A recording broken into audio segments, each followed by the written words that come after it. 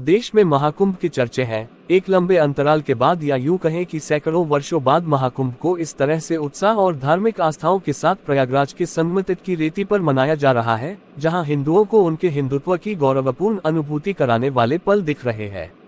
इसका श्रेय किसी को जाता है तो वह सिर्फ और सिर्फ यूपी के मुख्यमंत्री योगी आदित्यनाथ को, क्योंकि उनका धार्मिक दृष्टिकोण ही इस तरह की पराकाष्ठा की कल्पना करने में सक्षम हो सकता था। आइए अब कुंभ और महाकुंभ के बारे में जानते हैं। कुंभ और महाकुंभ में अंतर यह है कि कुंभ मेला हर 12 साल में लगता है, जबकि महाकुंभ हर 144 साल में लगता है।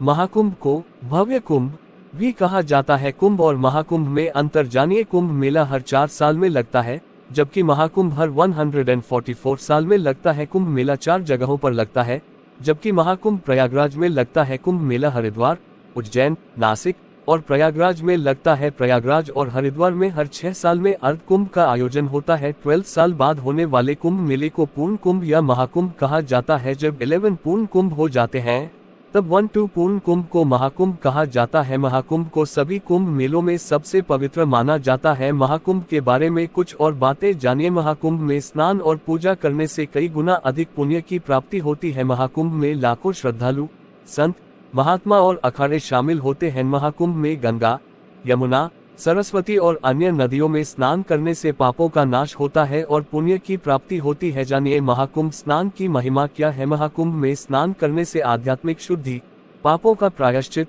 पुण्य और मोक्ष की प्राप्ति होती है, ऐसा माना जाता है।